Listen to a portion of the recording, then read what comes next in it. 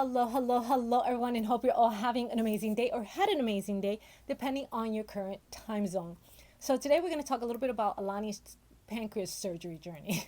Let's put it like that. It was at 8 centimeters by the time we found out that she had one, or that she had a cyst, excuse me. I had a pancreas. Obviously, you're born with one, unless, obviously.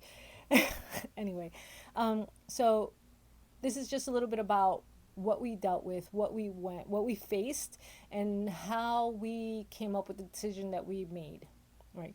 So obviously, this isn't just about the medical procedure. It's all about her strength, her resilience, and what families have to go through just to get through from one medical journey to the next. That's what my page or my YouTube channel is all about, right? So we face a number of serious health issues. This isn't only TSC or tuberous sclerosis complex or FSGS. This is battle after battle after battle, like trying to find the right place for each of my girls so they can live a healthy life, not only today, obviously, but for the future.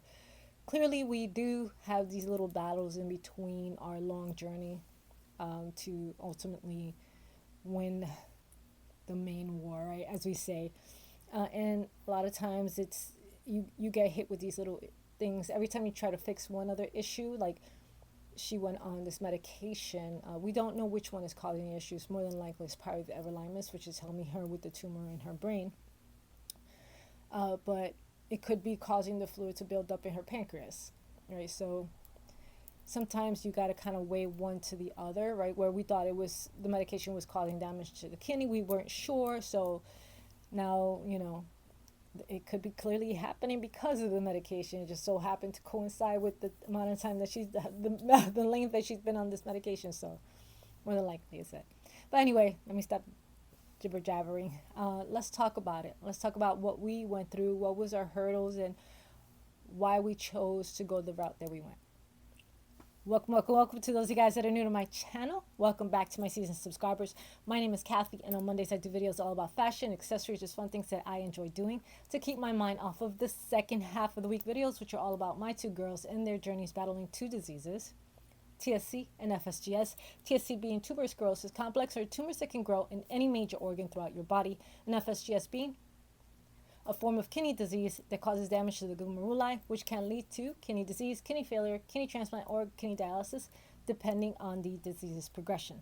So if you're interested in either or, please hit the little subscribe button and hit the little bell so you can be notified on all of my latest videos. And please don't forget to hit the like button and comment below. Let me know what you think of today's video. And let's get started. Woo, woo. Okay, so what's the pancreas? What does it do, and why is it important? The pancreas is located in the stomach, nestled between the small intestine and the spleen. It's about 6 to 10 inches long, so it's shaped like a little, almost like a flattened fish, which is funny, or a tadpole. I think that's a good way to put it. What it does is it produces enzymes to help break down fats, proteins, and carbs in your food. Also, these enzymes are flown into the small intestine through the pancreatic duct. Let's put it like that. And then on the hormonal role, which is very important, it produces the hormones that regulate the blood sugar and the metabolism. So main ones are lowers blood sugar, raises blood sugar, also regulates the other hormones. So without a pancreas, you can survive, but you will automatically have diabetes immediately. So why it's important to have the pancreas, right, or to have a functioning pancreas, is because you do not want to have to live a lifelong, or you don't want to have a lifelong battle with diabetes, in the sense where you don't have a pancreas, because it becomes really difficult to regulate, and you will have to have a very, very strict diet, which is very, very hard. Why it matters is that without it, you can't regulate your blood sugar naturally. Also can't digest your food naturally without the enzyme replacements that the pancreas provides. So malnutrition is very simple, very easy. It's really, really important that you take care of your pancreas. Let's put it like that. And it's really, really key to a long and happy and healthy life. So what we ended up finding out a few years back is that Alani during one of her kidney checks, like we normally check all of her organs to make sure that everything looks good, right? Because you have TSC, you are more than likely going to be having scans once a year. She had her kidney scanned. I asked them to please check all of her organs to make sure everything looks good, and then they saw the 8 centimeter cyst in her pancreas. Obviously, that raises alarms. It's time to get it checked, and we were off and running. So we went to see her GI, and we spoke to the GI, and she referred us to a GI surgeon. So we went to go see the GI surgeon. So the two options that were put on the table, cut out the portion of her pancreas, which was in the back end, which is the more dangerous part, unfortunately, to cut out. It's just a lot riskier of a surgery. Obviously, it was doable, but it was riskier. So it was a bigger portion of the pancreas that has to be cut out because it's the tail. Or have it drained, and then we'll probably have to go back in a few years. We'll be monitoring her for a couple of years, and in a few years, we'll probably have to go back in and redrain it. And then we'll have to determine whether or not later down the road, if it's a good idea to have a smaller portion of the pancreas removed. So as you can see, well, now you can see, but we chose to obviously drain it because it's a lot less riskier of a procedure. During that drainage, though, they did test it to make sure that it was non-cancerous, because that is extremely important. You always want to check whenever you do have some kind of a form of a cyst growing, no matter what, you should be testing it or having it biopsy to ensure that it's not cancerous. So yeah, it's no matter what, any family that's faced a health battle is well aware of all the struggles, right?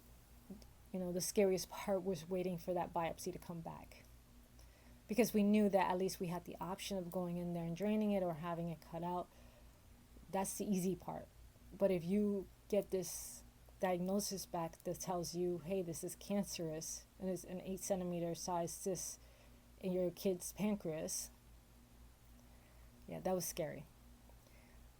I don't talk a lot about it, and I think that I tend to almost blank it out of my memory banks because of all the other issues that we've run through.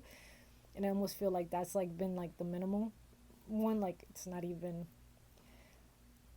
I don't know why it's not even in the top 5 most chaotic, scariest part of our lives. Yeah, it's scary, but we went through it. It was a quick little surgery to have that drained out, but we're right back. We're in the center now. We're at 4 centimeters. So we did have to have a scan again, and we're back at the 4 centimeter place. So no matter what, it's scary, especially when she's, Lion's having seizures. She's having to go through all this stuff, and now we find this out, and it's here we go again. So yeah, we have, I called her GI surgeon, just waiting for a call back to schedule her next appointment, which is soon. So we got to go see the surgeon, because we need to determine what's the next course of actions. As soon as I find out, I'll let you guys know what we decide to do. If we can cut out a smaller portion of the pancreas at 4 centimeters, there might be an option today that it wasn't back then. It wasn't an option because 8 centimeters is a lot. It is a lot. So the benign cyst in the pancreas, also called the SOTU cyst, it's benign, obviously. So we were fortunate enough for that. But on many occasions, if it's smaller than 6 centimeters, stuff like that, it can tend to shrink on its own, especially being that it's benign. But for some reason, hers just won't shrink or go away. So you have to get it extracted. So obviously some pancreatic cysts are not benign. They can have pancreatitis potential. That's why it's really important for if you do find out that you have a pancreatic cyst, it's really important to speak to a doctor and get a scope done, or an MRI.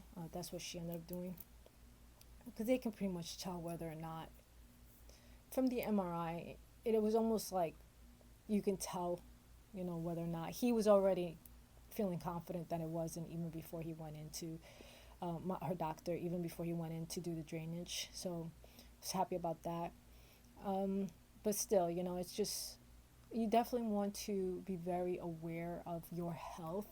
A lot of times we take that for granted. If we feel okay, we're like, oh, we don't need to get checked. But I would definitely recommend that, you know, you do scans, get checked, go in for, go see a GI doctor, especially as you get older. You know, a lot of times, you know, men don't want to go get check their pancreas, or, you know, and it's just, it's so important. You know, I cannot express that enough, how important it is. And I'm not just talking about men in general, I'm talking about everyone.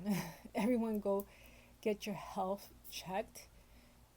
Make sure that you are healthy and you want to stay healthy, and be there for your family, especially if they need you. I mean, like, I can't even explain to you the importance of having a family member there to help you out and to help you get through all this stuff. It's so important. So it was really important for, I don't want to get down now. It was really important for us to obviously get Alani checked and get her in right away, because whenever the cyst that builds up in your pancreas is larger than 6 centimeters, it can really lead into something more serious. It can cause obstruction, it could cause bleeding, it could cause a lot of pain, it could cause infections. So it becomes really dangerous, and hers was already at 8 centimeters. So we knew that this was an urgent matter. We couldn't wait any longer. As soon as I found out from the MRI that she did that she had a CT scan, which we saw the size of it, and then she had the MRI once we went to see the GI doctor, or the GI surgeon, because he needed to know where it was. Obviously, he needed to have all the input and stuff like that. So once we determined how big it was, where it was located, and what we were going to do, went in, did the surgery. It was a pretty quick, it was a really quick recovery. It really wasn't that much of a process. We were lucky enough that, but now if she has to have it cut out, it's a whole different process, right? That is a way longer process or progress to a healthy recovery. So, I don't know, it's always, you always have to be mindful, right? Like, when you're dealing with all this stuff, and you think you're okay one day, and I've discussed this before, right? You think you're okay one day, and all of a sudden you're dealing with this stuff, and it's like, it's always something else. It's always like a new thing, a new challenge, a new battle, a new struggle. But we maintain that positivity. We stay focused, right? You have to stay focused, especially when you're in this mindset. Stay focused, no matter how much you get beat down. Get up, start fighting again. Get up, start fighting again. Get up, start fighting again. And the next, and the next, and the next battle, and the next battle. Because no matter what, every time you're down and you win that next one, and you feel a lot more confident, and then you feel more confident, and then you feel more confident that you're going to be able to overcome that next challenge, because now your confidence is building up. And it's no longer about that one fall. Now it's about that last win, right? Anyway, she's doing good. We're going back to the surgeon again. We just went to see her nephrologist. She's doing great. Her kidney looks great, which is awesome. Yeah, I want to stay away from dialysis center. I don't ever want to visit one of those again. I don't want my oldest daughter ever have to visit one of those again, and I don't want my youngest daughter anywhere near one. I wish them all the health and happiness any 20-something-year-old and teenager can have ever. Anyway, guys, I hope this video finds you well, and I hope it was informative. If you have any questions or any comments, quotes, feel free to share below. I'd be more than happy to hear from each of you guys. And please don't ever forget to focus through and evolve. Ciao.